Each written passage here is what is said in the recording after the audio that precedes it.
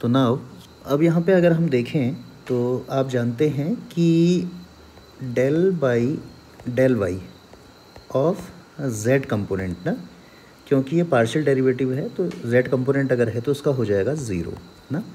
तो इसका मतलब जो आई यूनिट वेक्टर के अंदर क्वांटिटी आएगी ये होगी ज़ीरो, जे के अंदर भी होगी ज़ीरो और के अंदर भी होगी ज़ीरो। इसका मतलब ज़ीरो। इट मीन्स कि कर्ल ऑफ दिस एफ जो लीनियर स्टोरिंग फोर्स है ये कितना हो गया ज़ीरो, जो कि कंजर्वेटिव फील्ड की या फोर्स की प्रॉपर्टी है। दूसरी बात हमने कहा कि हमेशा ये जो फोर्स होगा ये फोर्स ग्रेडियंट होगा माइनस ग्रेडियंट होगा पोटेंशियल का या पोटेंशियल एनर्जी का। दो अगर पार्टिकल होंगे तो पोटेंशियल एनर्जी और सिंगल है तो पोटेंशियल। ठीक, तो इसको अगर हम थोड़ा तरीके से लिख लें तो ये हो जाएगा F equal minus D of U बटा डी ऑफ आर। यानी कि u यहाँ से निकल जाएगा minus D U equal to minus F dot D R, और u को यहाँ से हटाना है तो ये हो जाएगा integration F dot D are. मैंने डॉट डी आर क्यों किया, क्योंकि पोटेंशियल जो है वो स्केलर क्वांटिटी है और तभी आ सकती है जब यहाँ पे डॉट प्रोडक्ट हो इसका। ठीक, तो अब अगर देखें आप जानते हैं डी आर इक्वल होता है डी एक्स इंटू आई प्लस डी वाई इंटू जे प्लस डी जेड इंटू के। एफ हम ऑलरेडी बता चुके हैं ऊपर।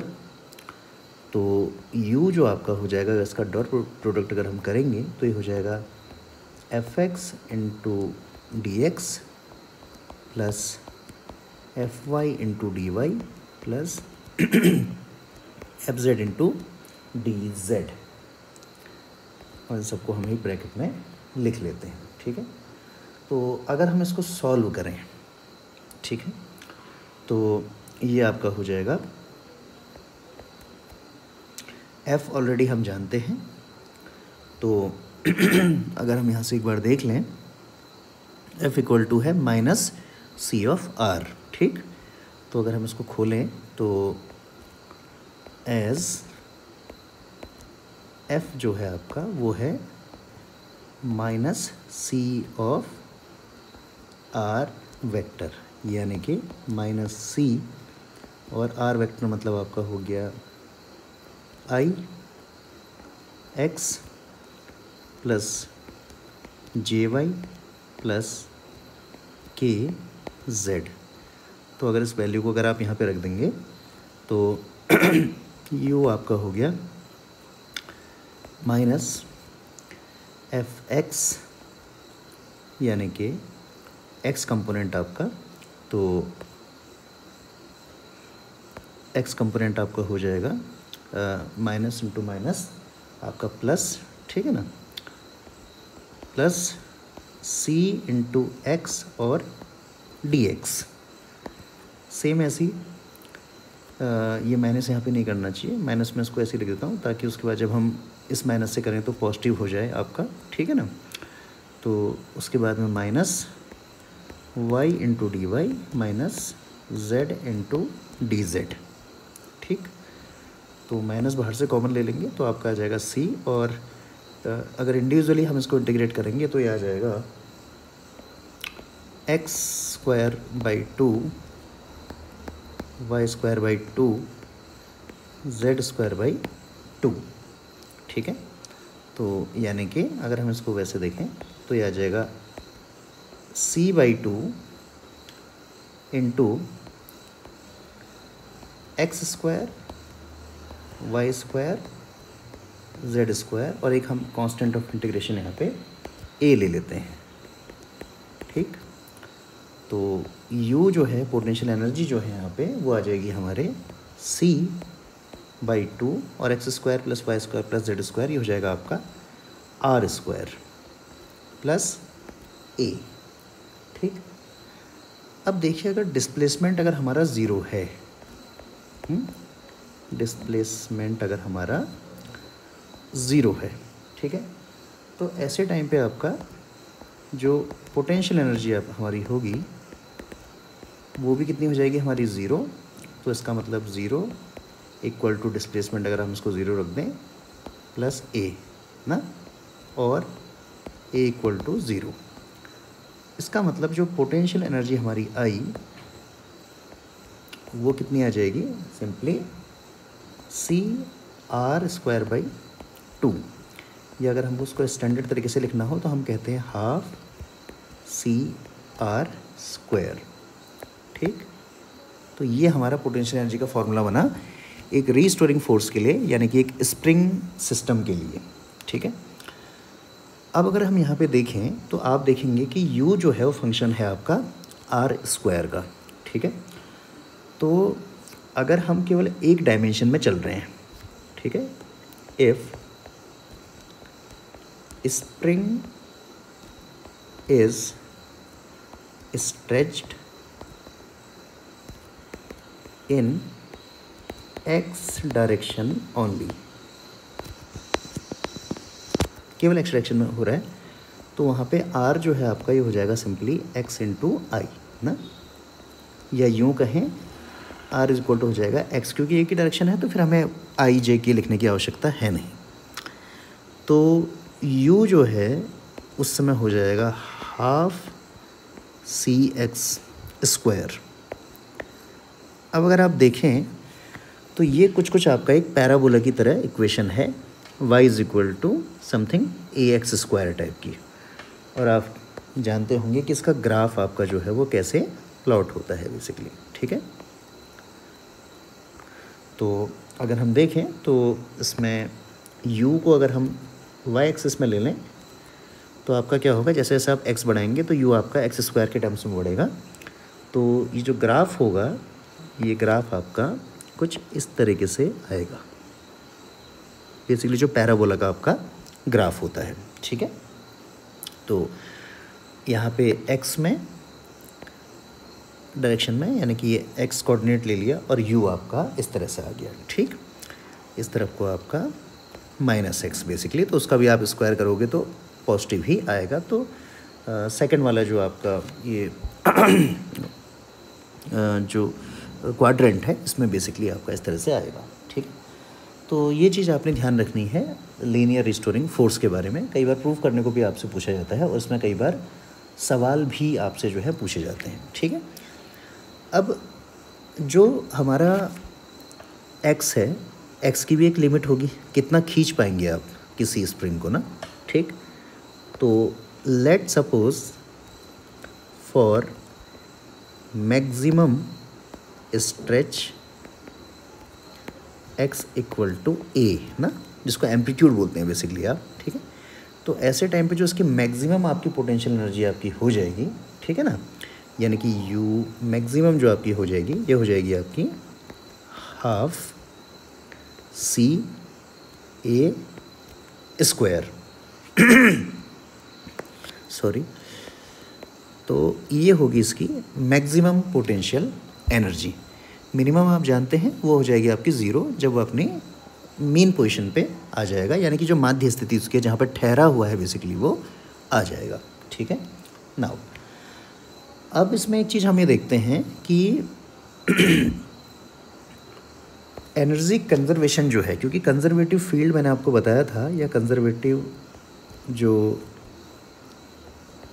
फोर्स हमारा था, कंजर्वेटिव फोर्स, हमने कहा था कि इसमें जो है आपका जो मैकेनिकल एनर्जी है, ठीक है, यानी कि kinetic energy plus potential energy जो है ये आपकी रहती है कंजर्व या कांस्टेंट। कंजर्व का मतलब क्या होता है कि अगर काइनेटिक एनर्जी सपोज अगर बढ़ेगी तो पोटेंशियल एनर्जी आपकी घटेगी इस तरह से कि ये दोनों का जो योग होगा, जोड़ होगा, उसको जो है कांस्टेंट रखे। मान लीजिए अगर 16 अगर कांस्टेंट रखनी है तो एक अगर 4 होगा दूसरा 12 होगा, एक अगर 6 होगा तो दूसरा 10 होगा। एक अगर 2 होगा तो दूसरा 14 होगा, ठीक है ना। यानी कि कुल मिला के 16 अगर कांस्टेंट रखना है तो ये बस मैं केवल एक उदाहरण के तहत आपको समझा रहा हूँ, ठीक है। अब आप एक चीज़ समझिए कि मैं दोबारा यहाँ पे डायग्राम बना देता हूँ। मान लीजिए ये हमारा स्प्रिंग सिस्टम है, ठीक है, और ये मास आपका है, मान लीजिए इसको कोई पॉइंट मास की तरह मैं यहाँ पे ले रहा हूँ, ठीक है ना। नाउ अब ये इसकी मेन पोजीशन है, यानी कि x इक्वल 0 वाली आपकी ये पोजीशन है, ठीक। नाउ अब आप देखिए यहाँ पे, और इसकी जो मैक्सिमम पोजीशन जहाँ तक ये खिंच सकता था, यहाँ पर से इसके सेंटर से सपोज मान लो ये आपका a है, यहाँ पे तक का, ठीक है, इतने में। नाउ अब देखिए, मान लीजिए कि आपने इसके बीच में इसको कहीं पे रखा है, ठीक है, किसी मेन पोजीशन में अपने बीच में, मान लीजिए आपने इसकी एक मिड पोजीशन में आपने यहाँ पर से आपका केवल इतना x इस पोजीशन तक आपने इसको खींचा यहाँ पे, ठीक है, ये इसका m है।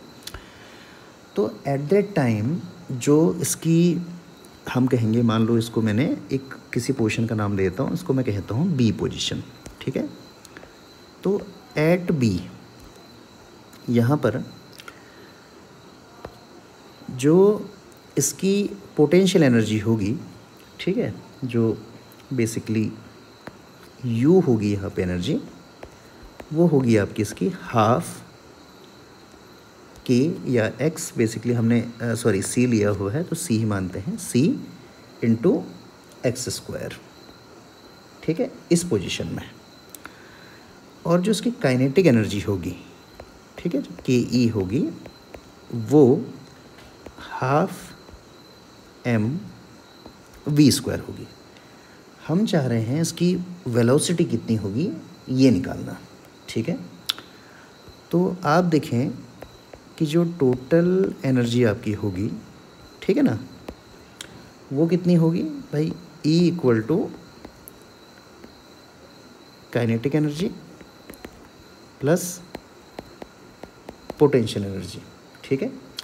और हमने जब उसको मैक्सिमम स्ट्रेच किया था उस समय एक पॉइंट पे, क्योंकि काइनेटिक एनर्जी हो जाएगी 0 और पोटेंशियल एनर्जी होगी मैक्सिमम, यानी कि मैक्सिमम स्ट्रेच मतलब हाफ CA², ठीक।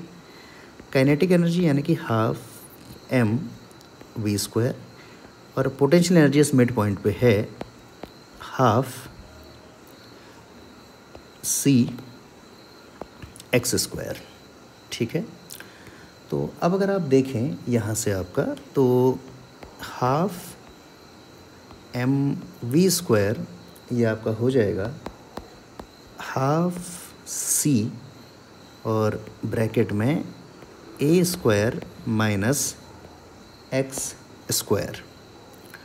तो अगर आप इसको सॉल्व करेंगे तो जो V आपका आ जाएगा, क्योंकि हाफ से हाफ तो कैंसिल हो गया, ठीक है, इससे आपका ये कैंसिल हो जाएगा, और ये आपका हो जाएगा, क्योंकि ये स्क्वायर है तो वहाँ जाके आपका बन जाएगा रूट, ठीक है, और ये हो जाएगा आपका C/m और ब्रैकेट में A² minus X² plus minus, ठीक।